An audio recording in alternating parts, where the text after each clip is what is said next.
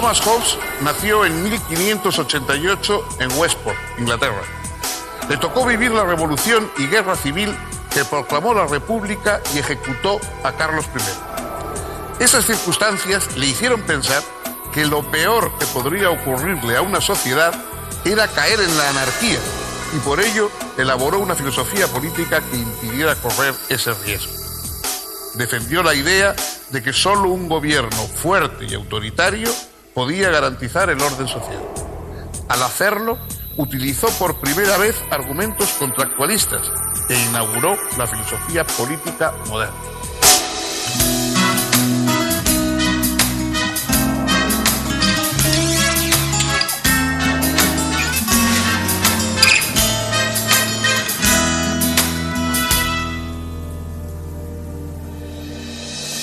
Bienvenidos. Gracias por acompañarnos en este deambular por la historia de la filosofía. Hoy vamos a tratar una gran figura del pensamiento filosófico, pero una figura especializada en un campo determinado. Ya saben ustedes que a lo largo de los siglos, en un principio los filósofos hablaban de todas las cuestiones, eran enciclopédicos, Aristóteles, Platón, y poco a poco se fueron centrando y los grandes filósofos se fueron especializando. Hay algunos que han seguido hablando de todas las cuestiones, pero ya empieza a haber filósofos que se centran en un aspecto y que se convierten en especialistas en un campo determinado de la reflexión. En general, la filosofía inglesa es una filosofía de fuerte contenido práctico. Los grandes filósofos ingleses siempre han estado relacionados con temas como la moral, los valores, la política, etc. Es decir, son filósofos que están muy vinculados a un conocimiento que se puede llevar a la acción. Entre estos filósofos destaca la figura de Thomas Hobbes. Hobbes era un hombre de una amplísima cultura, traductor de Homero, estudioso de toda la tradición anterior a él, y un hombre comprometido con el pensamiento político. El tema fundamental, a pesar de que Hobbes escribió muchas cosas, y sobre todo sobre temas clásicos, etc., pero la cuestión fundamental de su reflexión se centra sobre el pensamiento político. Es decir, cómo pueden vivir los hombres juntos sin enfrentarse unos a otros, sin causarse daño, sin vivir en un trastorno permanente. Y ese trastorno es precisamente el que había conocido Hobbes en su vida, porque le tocó un periodo de guerras civiles, tuvo que exilarse durante mucho tiempo a Francia, vivió la discordia de la sociedad. De hecho, en un momento, él, hablando de sí mismo y de su historia, dice que el mismo día nació él y el miedo. Él se consideraba un hermano del miedo de los hombres unos por otros. El hombre es como un lobo para el hombre, dijo en una ocasión, porque tenía esta visión pesimista, pero no se detenía en el pesimismo. Es decir, el hombre es como un lobo para el hombre, pero puede llegar a organizarse la sociedad de tal modo que esos lobos puedan convivir de una manera armónica. Este es el objetivo de Thomas Hobbes. Cómo vencer ese miedo, ese recelo, esa oposición que los humanos tenemos unos a otros, de tal modo que nos juntemos y trabajemos por un bien común.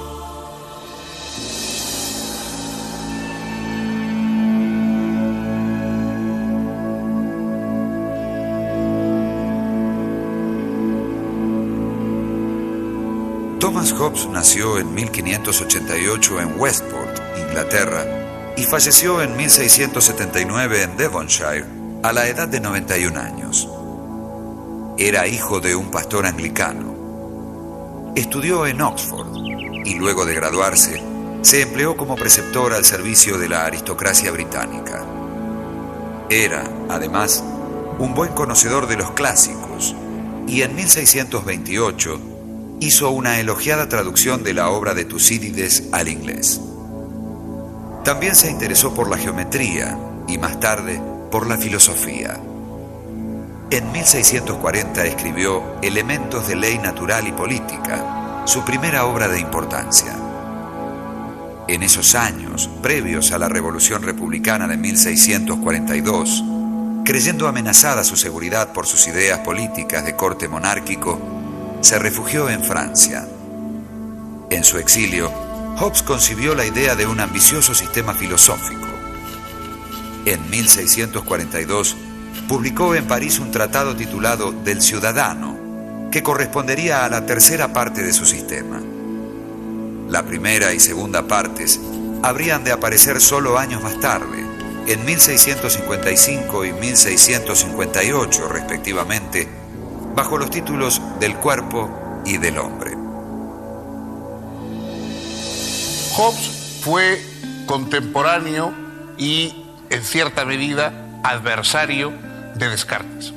Incluso conoció bien su obra, tuvo ocasión de tratar, digamos, al propio Descartes, y dijo que Descartes le parecía un filósofo muy interesante cuando hablaba de matemáticas, cuando hablaba de geometría, pero que no sabía de filosofía en el sentido más amplio de la extensión. Es decir, que esa idea de Descartes de que había por un lado las almas y por otro lado los cuerpos, por un lado el mundo material y por otro lado el mundo espiritual, que eso era un auténtico disparate. Para Hobbes, lo único que existen son cuerpos materiales, unos más groseros o más espesos, por decirlo de algún modo, otros más sutiles, pero todos son cuerpos. Él dice que hablar de una sustancia incorpórea, el alma era la definición más o menos clásica, hablar de una sustancia incorpórea es una contradicción como hablar de un círculo cuadrado. Para Hobbes no existen más que los cuerpos. De hecho, una de las preguntas que podemos hacernos es hasta qué punto él podía ser un creyente en una divinidad si no creía más que existían cuerpos. Es muy probable que él fuera creyente, pero creyente en una divinidad en el sentido espinocista, digamos, del término, es decir, una divinidad hecha de sustancia material, de naturaleza. No creo, desde luego, que él creyese en otro mundo y en un mundo espiritual, pero también es muy improbable que en su época él no creyese en ningún dios. Pues este mundo material es el mundo en el que se mueve Hobbes. Está hecho exclusivamente de cuerpos, y con esos cuerpos es con los que tenemos que organizar nuestro pensamiento, nuestra convivencia, sin salirnos del mundo material. No podemos buscar soluciones trascendentes al mundo de lo material. No podemos esperar un suplemento de alma que nos venga por alguna parte para resolver las perplejidades de nuestra convivencia. Con esos elementos materiales es con los que Hobbes va definiendo su pensamiento, a partir de una antropología absolutamente específica, sin ningún tipo de ilusión. No se hace ninguna ilusiones sobre los seres humanos, no los pone por encima o al margen de la animalidad, al contrario, son frecuentes sus comparaciones con otros seres del reino animal, que en principio nos enfrentamos, luchamos, tenemos necesidades, tenemos temores, queremos protección, queremos compañía, tenemos los deseos, digamos, que puede tener cualquier ser animal, desde nuestra materialidad, desde nuestra corporalidad. A partir de ahí es como tenemos que pensar la organización de nuestra sociedad, que también será un gran cuerpo material hecho de cuerpos de los ciudadanos que lo van a configurar. En 1651, Hobbes hizo publicar en Londres el que sería su libro más famoso, Leviatán, o La materia, forma y poder de un Estado eclesiástico y civil. Poco después, habiendo terminado la Guerra Civil, volvió a Inglaterra, estableciéndose en la mansión del duque de Devonshire. El Leviatán era el nombre de un monstruo bíblico, una especie de demoníaca serpiente marina. El nombre de tal bestia fue usado por Hobbes para designar al Estado. Según él, la autoridad del Estado es, sin duda, monstruosa, pero es lo único que nos protege de otro monstruo bíblico aún más terrible, el Behemoth, figuración de la Guerra Civil. Hobbes compara al Estado, por otra parte, con un hombre artificial, cuya alma es la soberanía y cuya razón está constituida por las leyes y la justicia. En esta comparación, la salud es la concordia y la enfermedad la sedición. La guerra civil no es aquí otra cosa que la muerte del cuerpo entero.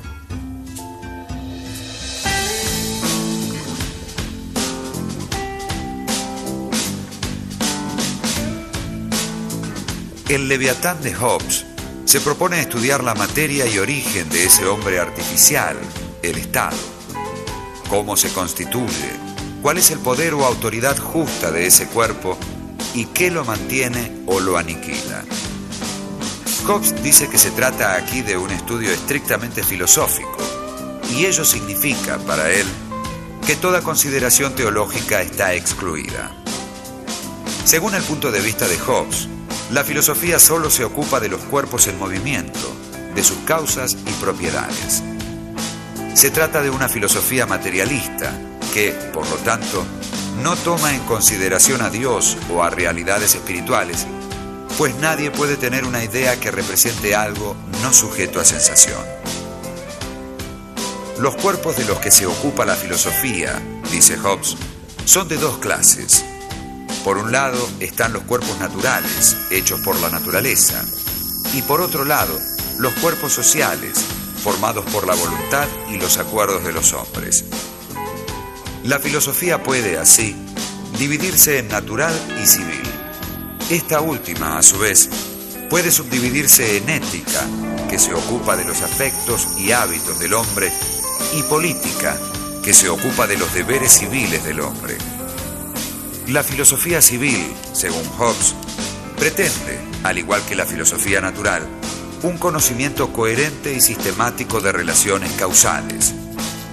Si la totalidad de las causas de un fenómeno se dan, éste se produce siempre. Por lo tanto, todos los efectos son necesarios. Hablar de libertad como ausencia de necesidad, tanto respecto de la naturaleza como respecto del hombre, es, para Hobbes, absurdo. La actividad voluntaria de los seres racionales y de los cuerpos sociales que ellos constituyen está tan determinada por leyes necesarias como la actividad de los cuerpos no dotados de conciencia. No hay otra causalidad que la causalidad necesaria. Estamos aquí ante un determinismo mecanicista, aplicable tanto en la esfera humana como en la no humana.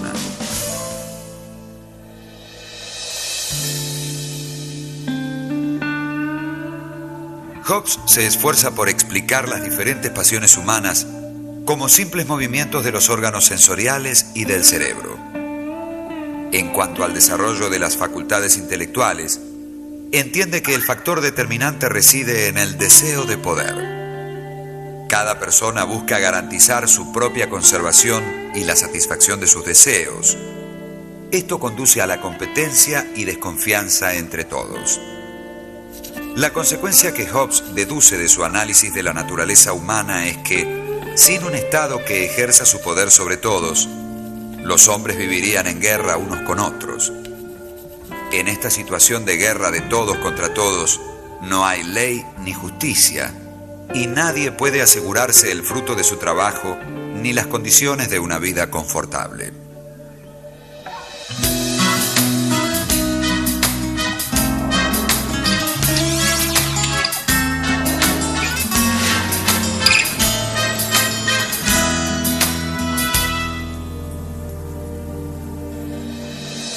En un principio, los humanos vivían en una situación de salvajismo. La idea de Hobbes es que venimos de un caos de garras, dientes y enfrentamientos atroces, de los cuales ha ido poco a poco surgiendo la estructura social. Si hubiéramos seguido con esa vida natural que algunos elogian, y de alguna forma entonces Rousseau vendrá luego a contar ese origen, esa vida natural primigenia como algo, como una especie de paraíso perdido, Hobbes no comparte en absoluto este punto de vista. Para él no tenía nada de paraíso. La vida de los hombres primitivos era solitaria, pobre, áspera, brutal y breve. Breve porque los enfrentamientos mortales terminaban siempre destruyendo a los humanos. Entonces, lo primero es llegar a la conclusión de que los fuertes se imponen a los débiles. Esa es la primera organización del mundo. Los más fuertes obligan a los demás a someterse, a obedecerles, a trabajar para ellos, etc. Pero los seres humanos, aun los más fuertes, tienen muy poca diferencia de fuerza respecto a los débiles. Todos los seres humanos más o menos somos del mismo poderío. Y además todos tenemos que dormir, tenemos que dejar nuestra vigilancia en un momento. Entonces, cualquier ser humano, por fuerte, por potente que sea, antes o después se duerme, y el más débil o el más mísero de los otros seres humanos puede apuñalarle mientras duerme y liquidarle. Con lo tanto, nadie está tranquilo, por muy fuerte que sea, mientras no cuente con el acuerdo y el amparo de los demás. De ahí es de donde tiene que surgir el comienzo de la vida social, de ese miedo. Es decir, por muy seguro que esté uno, nunca está seguro si los demás le amenazan. Nadie está seguro si vive rodeado de gente que en un momento o en otro pueden liquidarle. Hay que organizar la comunidad a partir de los ciudadanos para quitarse ese miedo que tienen unos por otros. Y entonces hay que ceder, cada uno de los ciudadanos tiene que ceder su agresividad, ponerla bajo un manto de un soberano que sea el monopolizador de toda la agresividad humana. Los seres humanos renuncian a su fuerza, a su violencia, se ponen debajo de un monopolizador de la fuerza y por lo tanto todos ya pueden vivir sin temor unos a otros, aunque temiendo todos ellos naturalmente al soberano que impone la ley. La ley surge de un acuerdo entre los ciudadanos, desde luego, el acuerdo de dejar de temer y de ceder su fuerza para no tener que estar constantemente enfrentados unos a otros.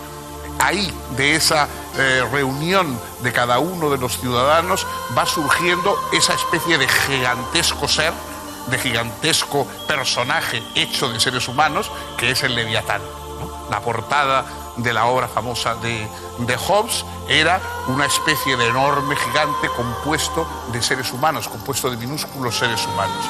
Y ese gigante ya no teme, porque dentro de él todas las partes están concentradas, están unidas, y solamente la cabeza coronada es la que dirige y monopoliza la violencia en el conjunto social.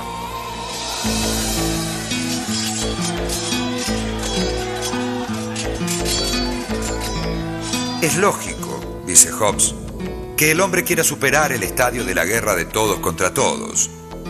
Pero la paz solo puede obtenerse mediante la organización de la sociedad.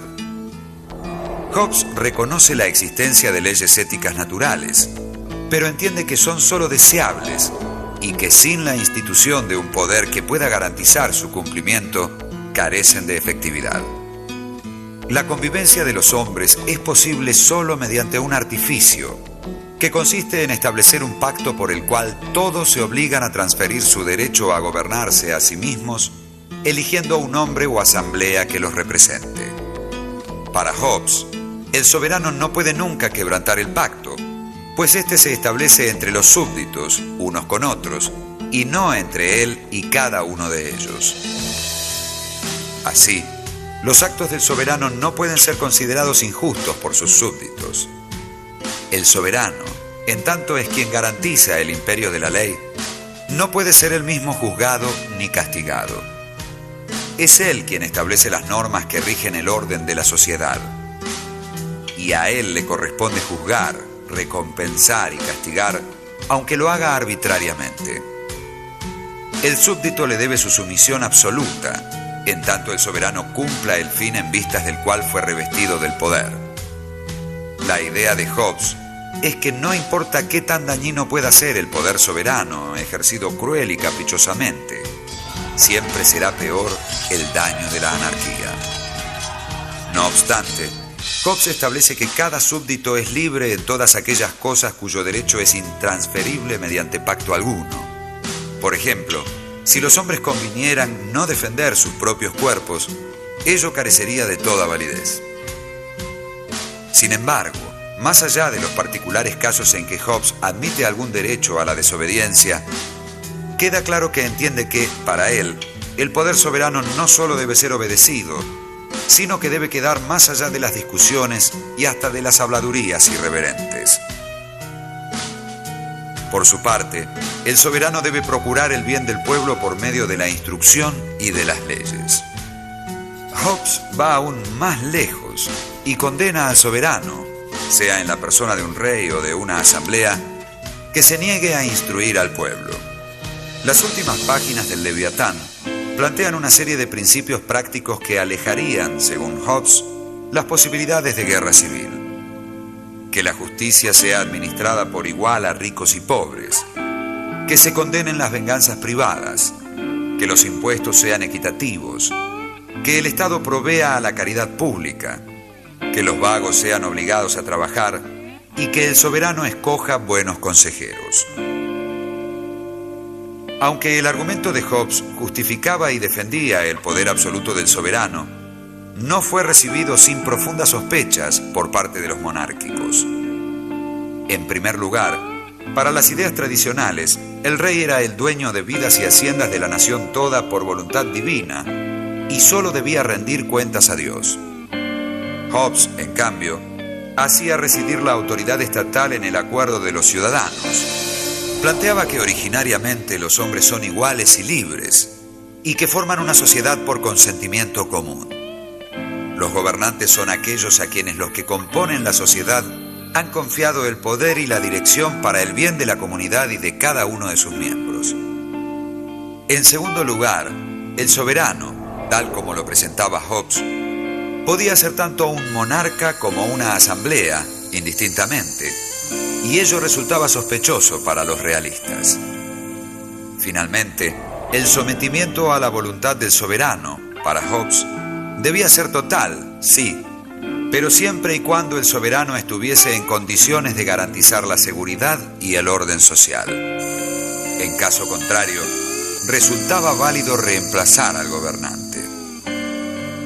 Los monárquicos no dejaron de advertir que el punto de vista de Hobbes justificaba la existencia de todo gobierno fuerte y autoritario, aunque no se tratase del rey. De hecho, luego de la Guerra Civil, el filósofo manifestó su adhesión a Cromwell.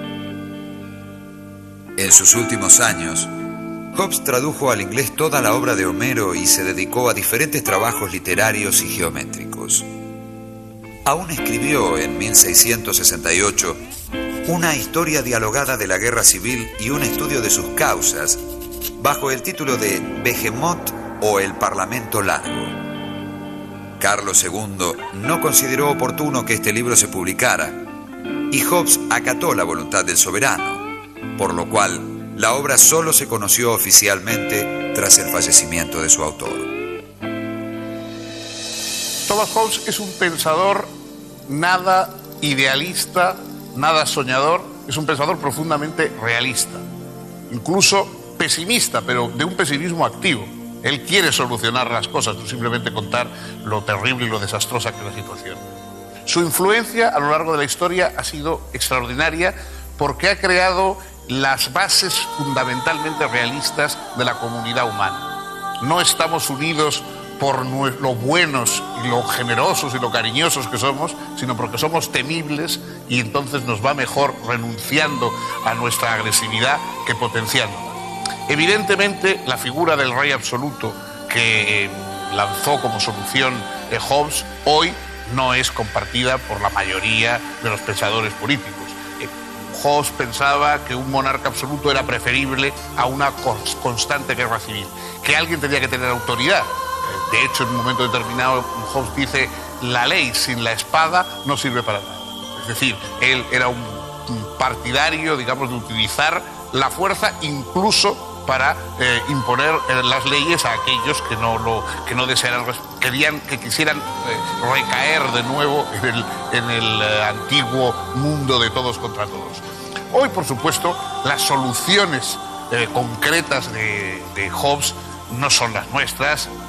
Nuestras democracias, nuestras sociedades se rigen con principios muy diferentes, pero las bases que él sentó, la descripción que hizo del Leviatán, es decir, de esa corporación en que los hombres se ponen de acuerdo en ceder en sus desacuerdos, en ceder en sus desacuerdos en la faceta violenta, naturalmente, puede llevarse, digamos, a cabo discusiones o polémicas, pero renunciando a la violencia, esa base desencantada, material, de alguna forma nada poética, pero práctica de la descripción de Hobbes, eso sí sigue estando vigente. Él ha influido de una manera extraordinaria en todos los pensadores políticos posteriores. Si sus soluciones no nos convencen, no hay pensador político, no hay nadie que haya reflexionado sobre la filosofía política y que no eche antes o después mano de los planteamientos de Hobbes. Es está ahí como una especie de telón de fondo del pensamiento político occidental. Y antes o después, quien está reflexionando sobre las sociedades se acuerda de ese dictamen terrible, pero también estimulante de Hobbes, de que los hombres son lobos para los hombres si viven en una falta de ataduras sociales, y que hace falta, para convertirse en compañeros, en socios de los demás, hace falta crear una estructura lo suficientemente sólida, lo suficientemente desencantada como para que podamos vivir dentro sin hacernos daño.